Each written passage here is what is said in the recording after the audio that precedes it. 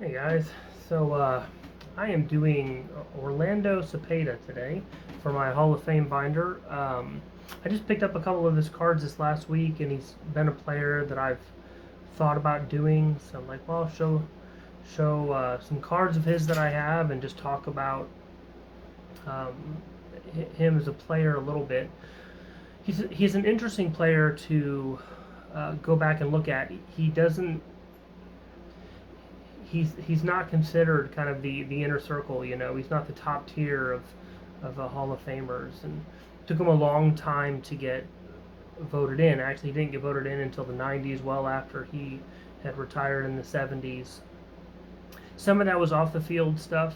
Some of that was probably just because he played at the beginning of his career. He played for the Giants, and the Giants, I don't know if you know, they had another player that was pretty good. He was kind of forever in the shadow of Willie Mays in the first part of his career, and at least nationwide. I'll talk about that in a second. But also Willie McCovey was there as well, and so when Orlando Cepeda is playing for the Giants with these two guys, he's the third guy really, but not to San Francisco. So let's talk about that. So he came to San Francisco. They had moved from New York to San Francisco. The Giants had at the same time that he was brought in to play. So his first game in San Francisco was their first game in San Francisco. So there was like this sense in the city itself that the people liked Orlando Cepeda. Willie Mays was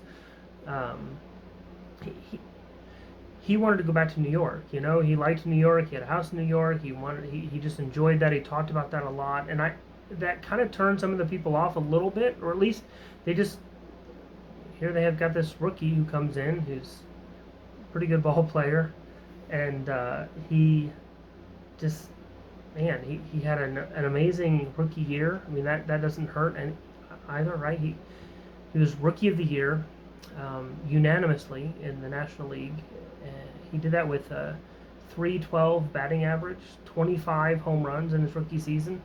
Mays is reported to have said something along the lines of, he's just the most steady, like first year player, like the most calm first year player he's ever seen. Like he was playing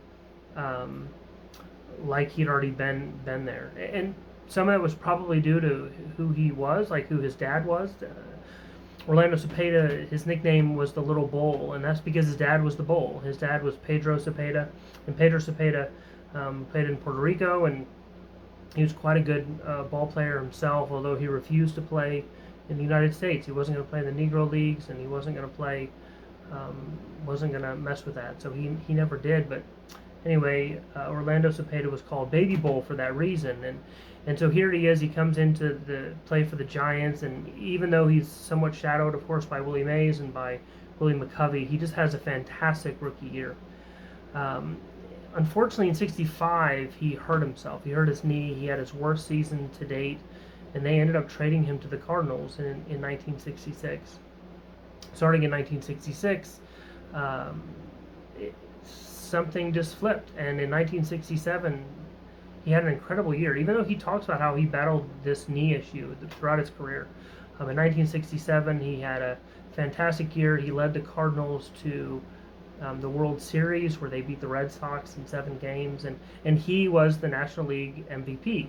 Again, a unanimous MVP. Just had a fantastic year, and then he played for the Cardinals for a few years, and then he goes to the Braves in '69. He plays for them a few years, then in Oakland in '72, and Boston in '73, and played for Kansas City in '74. So he kind of hopped around there toward the end of his career, and it's probably one of the arguments against him for the people in his era, at least, that if you were watching the last few years of his career really tailed off.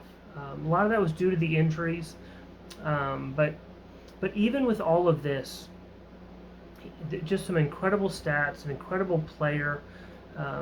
He was a great person to have when you listen to people who played for San Francisco while he was alive. He passed away back in 2020, I believe. But if you talk to the people who played and who knew him, they loved just having him around. He was a very quiet and supportive player.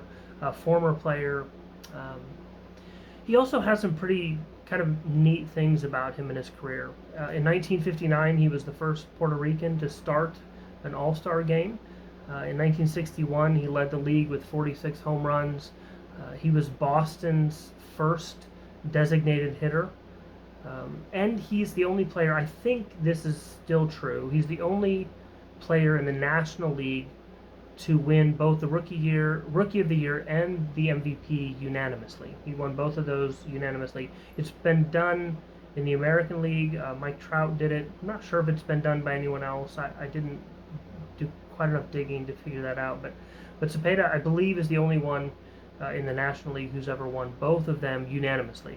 Other people have won both awards, but not with the unanimous vote. So, anyway, an incredible player, obviously well deserving of the Hall of Fame, I believe, and I don't think there's really any argument there. So, I'm going to show you some cards, and I'll post in the description part of this video some links to some videos if you want to kind of understand what this whole process about it in case it's your first time. But I don't have a lot of Cepeda's cards, so you'll have to kind of go easy on me. But as I've said in other videos, like, if you think there's a card of his, man, you should get that card. That's a really good card. And I don't do rookie cards. Not that I don't want them, but I don't use them in my binder. And so something other than his rookie card, hey, say, hey, this is a really good card of Cepeda. You should consider getting that one to put in your binder. I'd be more than happy to do that. But I'll show you what I have. I'll show you the one that I currently have in my binder that I'm actually wanting to switch out. I don't love the card. I think it was my first Cepeda card, and so it was just the one that kind of went in. But I'd like to swap it out, and I think I've got some good options. But I'd love to hear from you, hear your opinions. And anyway, let me show you a few cards, and then we'll wrap this up. So as I said, I don't have many of his cards. In fact, if you watched my recent video, you've seen a couple of these. But I have 5 of his cards from 4 different teams, actually. Starting with his 61, this is one that I showed. I really like this card, and it is the only card I have of him for the Giants. Second card is from 67. The 67. This one for the Cardinals. Now, I honestly think I like the other card better in some ways, but as you know, if you watch these videos, I like to have cards that are significant for them as well, not just good looking cards, but also significant cards. And well, they don't get much more significant than that. That's his unless you're talking about his rookie card, but that's his MVP year, unanimous MVP. Also, they went and won the World Series that year, so that's a pretty important one for him. I think you could argue that one. This is the one I have in mind. This is the, he's playing for the Braves in this one. It's from 69. I just don't love the card, honestly. It's funny. I think it was Chris from Missouri that was complaining about cards with guys not wearing hats. I don't know if that's what it is, or if I just don't love the card. Maybe I don't love the set. I don't know. But not trying to insult anybody who does love the set. But I don't even know if that's what it is. That card just I've had it for a while. It just doesn't. Like I said, I think it was my first one. Just doesn't not overly appealing. I do have a 70, another one with the Braves. I like the backs of the 70 cards, very bright.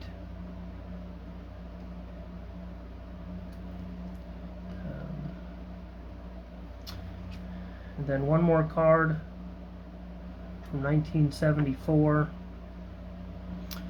Boston, playing for Boston. The designated hitter, as I mentioned in the earlier part of this video, first Boston Red Sox designated hitter. Orlando Cepeda. So that is all I have for you. Like I said, just 5 cards.